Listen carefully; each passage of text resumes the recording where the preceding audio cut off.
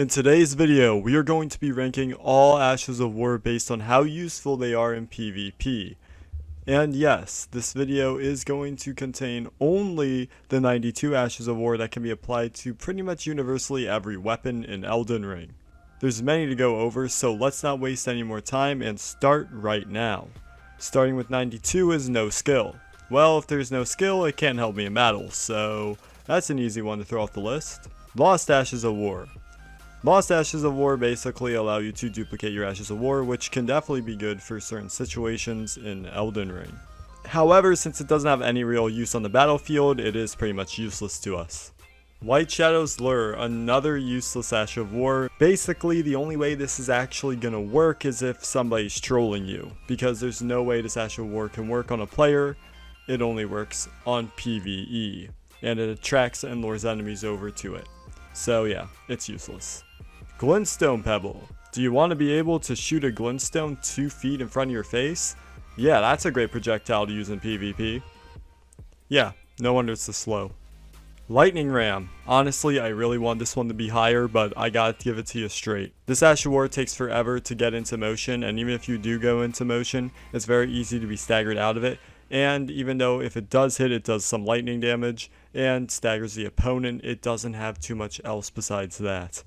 Spinning Slash is basically the equivalent of the Sellsword Windblades from Dark Souls 3's L2, and in this game, it's very underwhelming.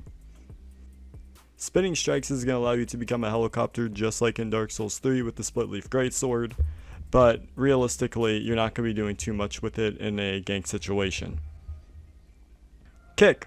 Well, looking on the bright side, you can knock down opponents' shields with it and get in a nice little visceral. That's cool. Spinning Weapon. Not too bad actually. Even though its range is very abysmal, you can still catch opponents in it, and it does stagger and do some nice damage depending on how long you do it for. Stormcaller. Creates a storm around you. Unless the enemy's trying to trade, they're likely going to be walking away and throwing projectiles at you. Wild Strikes. Wild Strikes is very fun. Matter of fact, you just swing your weapon above your head wildly. If you do end up hitting somebody with this, you're gonna basically do some good damage and stagger them. However, it's very hard to pull off. Lifesteal Fist. What? Why is this so low, you ask? Well, I'll tell you. It takes forever to actually use, giving your opponent easy hits and a free advantage. Overall, if you do end up getting it somehow, it does do some good damage to the opponent, drains their HP, and gives it to you. Which, although sounds really good at first, it's only recovering 30% of your maximum health. But again, if the risk and the reward is worth it to you, by all means, go for it. Piercing Fang. Not too bad actually. You hold the weapon above your head and do a nice stab like Yura. It's pretty badass, and it does do some good damage.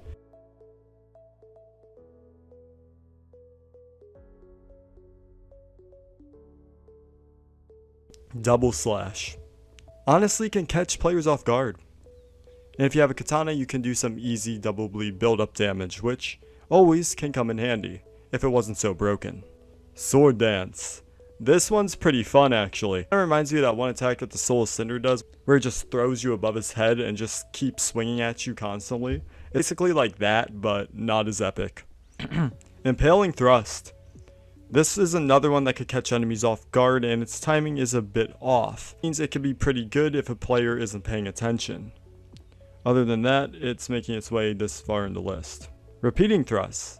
This one can be pretty effective for trying to proc some sort of status ailment, especially if you can get it off in a good succession. Basically, Repeating Thrust is just like the Ash of War says, you just repeatedly thrust into an enemy. But not in that way. Still very good for status buildup. Stamp Upward Cut. So basically this is like the Dark Souls 3 version of Stomp, and it's just like it says. You have a bit of poise, which is nice since you do have hyper armor during the attack. Basically golf club an enemy into the air. It's pretty fun to do, but good luck getting it. Stamp Sweep. Basically the equivalent of a weapon or R2 with Artorias Greatsword in Dark Souls 3. Quick Step. This one can be very fun to use, and it's a cool way to dodge attacks. Plus it uses less stamina than a roll, so honestly, this is viable. Charge Forth. grab whatever polearm you have and just run at an enemy and do a huge thrust. It's effective. Giant Hunt. This one is another one that can get enemies off guard. Usually enemies will dodge a bit too early. Ends up allowing you to roll catch them and shoot them right up into the air. It's really cool. But again, it does take a bit to set up. Square Off. Basically the usual stance weapon art of straight swords in Dark Souls 3. In this game, you hold up your sword and you just charge into a thrust. Storm Stomp. Basically, you stomp the ground and a little bit of a tornado kind of forms around you. It can be spammed, but you can be easily staggered out of it, so yeah. Troll's Roar. Actually, it's pretty cool. It has a decent radius, and it actually can throw a lot of players off guard. And because it goes all around you, you can do damage from all sides. So it's great for crowd control. Carrying Greatsword. Now, it does good damage, but it's ranking so low because of how hard it is to set it up. It can probably one-shot at low levels if you can get a fully charged version of it. It does have some good range, but you do need to be relatively close to your opponent. Carrying Grandier. Basically another version of Carrying Greatsword, but it kind of does this slash instead. It's cool, but it's only slightly better in my opinion. Stormwall. What else do I have to say? It's Stormwall. Cragblade. What's an awesome idea? Getting your blade and throwing it into the ground and just ripping it back up to cover it in rock. And I guess all this does is just power up your physical attack power of your weapon. So I guess it's cool. Spectral Lance. Wow, we can finally throw spears and still have our spear with us with the Ash of War. This one's pretty cool actually. There's a reason I put it above the rest on this list. It's about time we have something like that from Soft. Ice Spear. Another cool spear projectile, but this time it inflicts ice damage. So, wow. You know, speak about something that's really cool. Shield Bash. Do I have to explain it? If you use a Great Shield that has bleed on it, this can be a pretty effective fighting style. Shield Crash. Like Shield Bash, but a bit different. Again, same scenario, and you might have a new build on your hands. Gravidus. Basically, we throw our sword into the ground and gravity just comes in and brings enemies toward us. Great idea. Earthshaker. Create an earthquake. Yeah. That's what we did right there. It can be pretty effective if you set it up correctly against opponents, but crowd control is really what's going to be, or just scaring an opponent off. Lightning Slash. Only really useful with poise and hyper armor. If you're going to trade, this is kind of what you want to use, since the aftermath is a lightning bolt coming down. Yeah, that's right, you just throw the sword down and the lightning comes a second afterwards. So for anyone who is unaware of what it is, this can be a good chance to use it. Black Flame Tornado. I really should put this higher up on the list, but it is so hard to get off a full combo with it. Basically like Stormcaller and Spinning Strikes. You're doing basically both of those, but with Black Flame in the mix, and if you can get a full combo this on an opponent, and possibly on more of them if people are greedy enough, you can send them flying by your final strike. It is beautiful, but again, hard to set up. Vacuum Slice. You guys all know the Storm Ruler weapon art, it's basically that, but in PvP. Stormblade, a directable version of it, where basically instead of a cut, it's like a cyclone arrow going towards your opponent.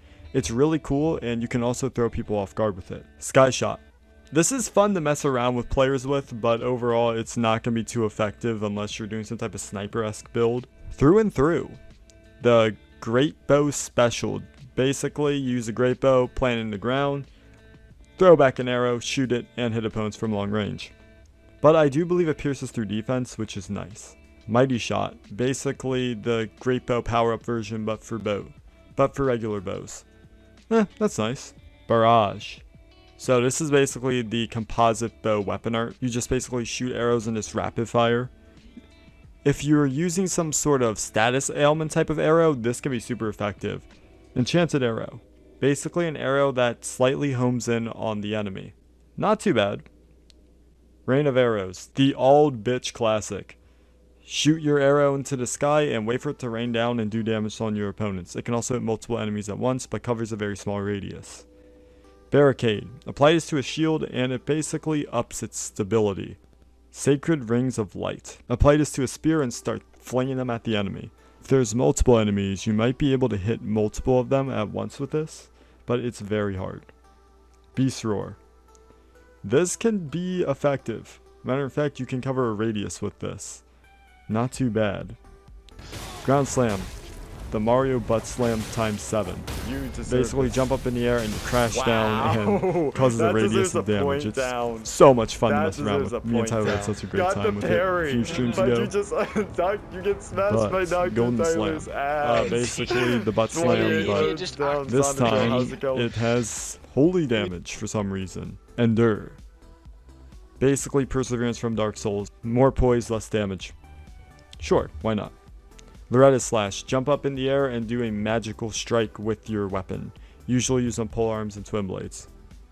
Phantom Slash. This one can be effective actually. As long as you can get your Phantom out in time, even if you get staggered out of the attack, that Phantom will still attack the opponent for you. Prayerful Strike. Basically, you just use your hammer and smash down this awesome ray of light, and that's kind of it, but it does do good damage when you can land it. Basically, you use the same type of sword format as the mist attacks, but this time it throws out fire. Pretty cool. Flame of the Red Mains. Same as Flaming Strike, except the fire goes further. Eruption. If you land this can be crazy. I've almost killed people with this before. This is a lot of fun to use. Basically smash your weapon and your enemy's face into the ground and bring up lava to do even more damage. Parry. Sure, it could be higher if you wanted it to be, but honestly, even at lower levels, I think parrying just doesn't do enough damage and instead just buys you more time. Throp's Barrier. Basically like carrying Retaliation and the one weapon art on the Erdtree Great Shield, it's basically that. Not too much else to say here. Parry. This one can be pretty effective because you do have a bit of leeway with it. If you're a bit further away when you do the parry, you can still land it, which is cool. There's a Mist. This could have been a lot higher, but the problem with it is after really cool down to the ground, dodging an attack, flying up with your bird feathers. As soon as you leave the air, you are vulnerable to getting hit, and it's very easy if you're getting R1 spam to get, like, you know, hit down, so that's why it's not any higher. Assassin's Gambit. Basically, this allows you to get a bit more of an extra bleed effect on your weapons. Matter of fact, in my Soul Level 9 build video, we actually utilized this tactic. But to add hemorrhage to your weapon. Honestly, this can be very helpful. Unsheath. Nani? Yeah, that's right. I'm putting a generic katana weapon art above a really cool Japanese ritual. Why? Because it's effective and it's really good for crowd control.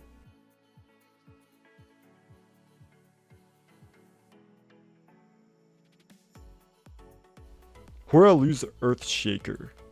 Honestly, I want this one to be higher, but it's kind of suffers from the same thing like Earthshaker. It's just boom, boom, boom. And again, enemies can walk away from it. And on top of that, it's very easy to get staggered out of, so yeah. Barbaric Roars. This one could have been a lot higher, but the problem is after you use it and you're powered up, you're kind of stuck doing this combo attack, which is really why it's lower than the next one on the list. Warcry. Power yourself up without doing this stupid smashy bashy crashy. So it has its place. Bargart's Roar.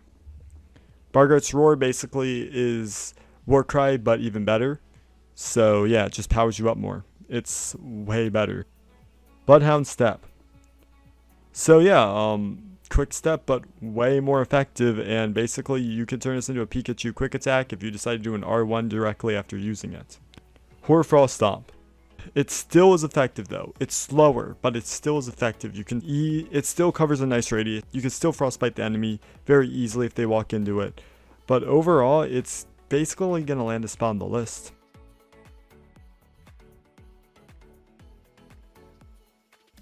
Determination. Power up. What else is there to say? Royal Knight's Resolve. Even more power. Yeah, I really don't have much else to say. You're just powering yourself up. Seppuku. Let's partake in the Japanese ritual of disembowelment. Thrust that weapon into your torso and bring it back out to not only hurt yourself a whole bunch.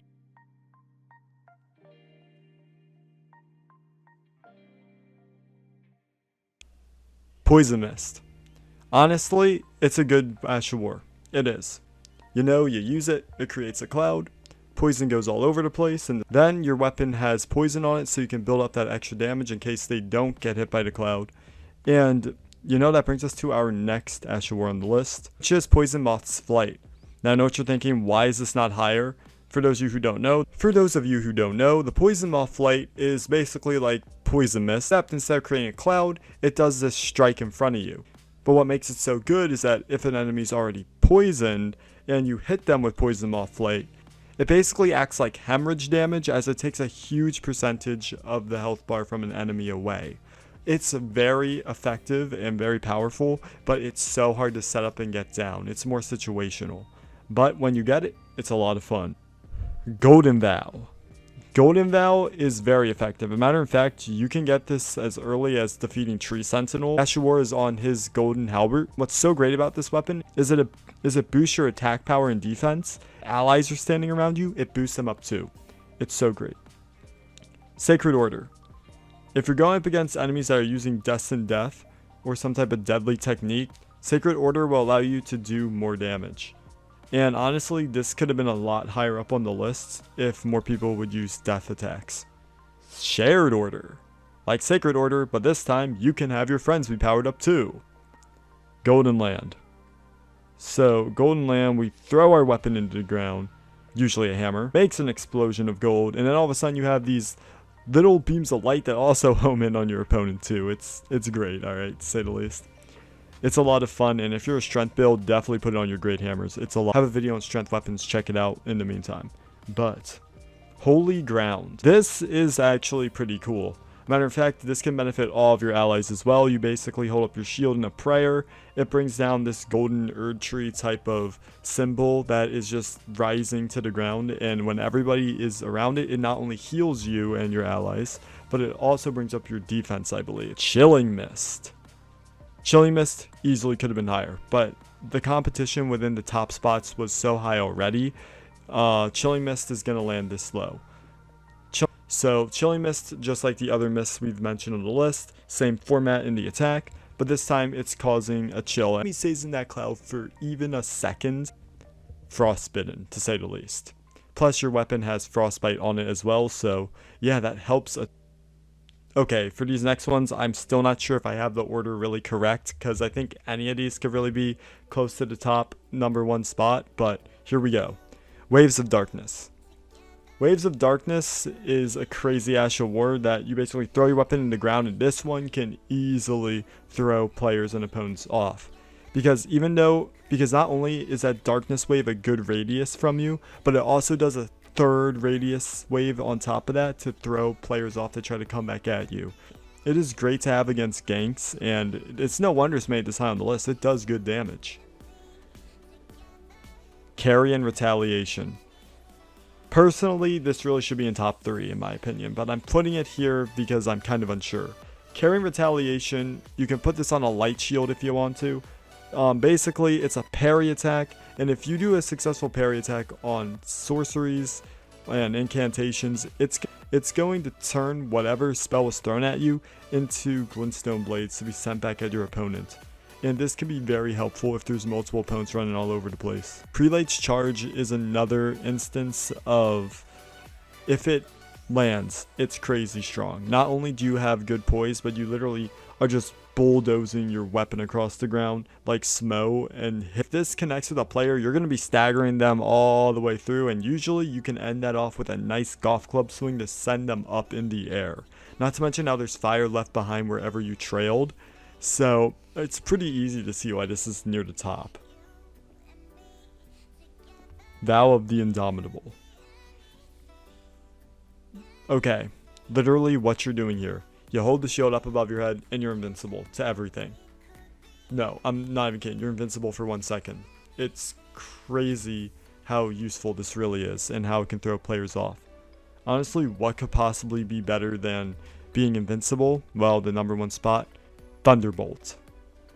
Yeah, Thunderbolt, the Pikachu classic. Wait, why? #1, lightning. #2, does good damage. And #3, it has excellent range. And #4, if you get a player very low and they try like spam rolling away, you can use Thunderbolt to roll catch them at pretty much any type of distance as long as they're not too far away and take them out. and it's perfect for applying pressure. But yeah, there is my list of all 92 Ashes of War ranked from most useless to most useful in Elden Ring PvP. But I hope you guys really did enjoy. A like would be really appreciated because this took a lot of effort to make, especially in PvP, trying to get all of them. Getting footage was hard. I'd appreciate it. But make sure to also subscribe and hit the notification bell and hit me up on your email list with email notifications so that you guys don't miss when those videos drop. Also make sure to join my Discord server where we got all the boys playing Elden Ring over there. Join the conversation there too. If you have any other socials that I might have, make sure to go and follow me in the description below. Use my coupon code RenCreates at aalia.com to get whatever gears, runes, items, and Ashes of War you might need for PvP. But yeah, thank you guys so much for watching today's video. I love all you guys. Please make sure to stay safe and take care. Peace. You deserve this. Wow, that deserves a point down. That deserves a point down. That really does. You can't even lie. Oh my god, how do you mess that up? No, honestly, you got the parry, but you just you get smashed by Dr. Tyler's ass. 28 lives down. Sandra Joe, how's it going? Pika, Pika, Pikachu!